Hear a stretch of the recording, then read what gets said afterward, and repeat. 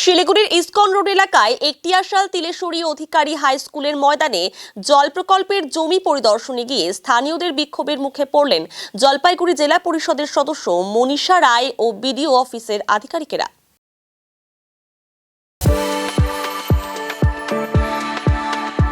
We are the dreamers, the achievers, and the leaders. Come, join us today.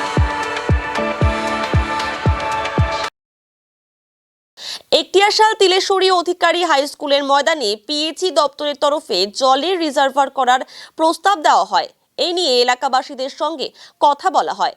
কিছুদিন আগেও জল প্রকল্পের জন্য পিএইচই দপ্তরের আধিকারিকরা স্কুলের জমি পরিদর্শনে গেলে বিক্ষোভ দেখান এলাকাবাসী ও স্কুলের শিক্ষকরা। বুধবার ফের স্কুল মাঠ পরিদর্শনে যান জলপাইগুড়ি জেলা পরিষদের সদস্য মনীষা রায় ও বিডিও অফিসের আধিকারিকেরা। স্থানীয়রা তা জানতে পেরে বিক্ষোভ দেখাতে শুরু করেন। বিক্ষোভের জেরে সেখান থেকে বেরিয়ে যান আধিকারিকেরা। স্থানীয়রা জানান, এই জায়গাটি স্কুলের জন্য দান করা হয়েছে। এখানে শিশুরা খেলাধুলা করে। এই মাঠে জল প্রকল্পের কাজ হলে প্রচুর গাছ কাটা পড়বে ও স্থানীয়দের অসুবিধে হবে। এই কারণে জল প্রকল্প অন্যত্র করার দাবি জানান তারা। আজকে জেলা পরিষদ থেকে লোক এসেছে, এমনকি বিডিও অফিস থেকেও যারা দায়িত্বে আছেন তারাও এসেছেন। ওরা আজকেও আবার মাঠটা দেখলো। এর আগে 3-4 বার ওরা এই মাঠটা দেখে গেছে।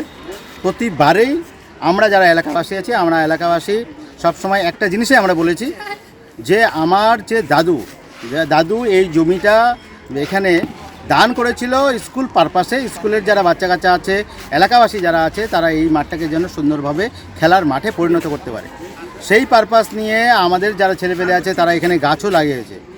এইবারে দেখা যাচ্ছে যে একটা জল প্রকল্প এখানে হবে, সেই জল প্রকল্পের জন্য আমাদের এত সুন্দর গাছগুলো সেটা কাটা যাবে। এই 6 বিঘা জমির মধ্যে 1 বিঘা জমি ওরা নিয়ে নিচ্ছে শুধুমাত্র এই জল প্রকল্প করার ক্ষেত্রে।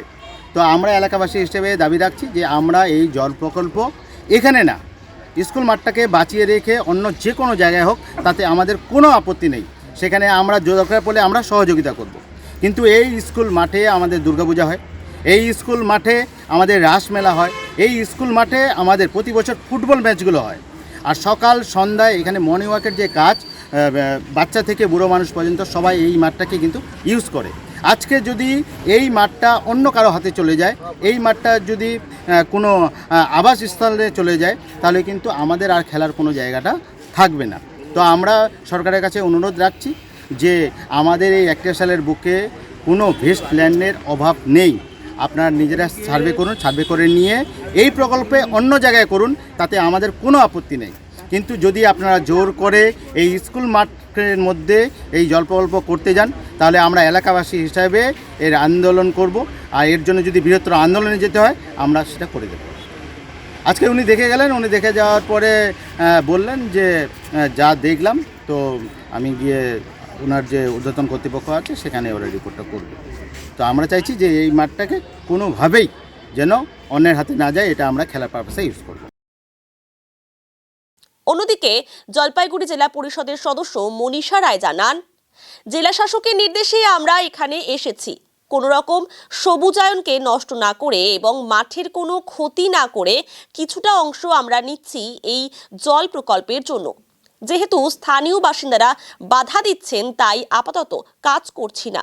তবে উচ্চপদস্থ আধিকারিকদের সঙ্গে কথা বলে কি করা যায় তা দেখা হবে। এসে এদের সাথে কথা বললাম।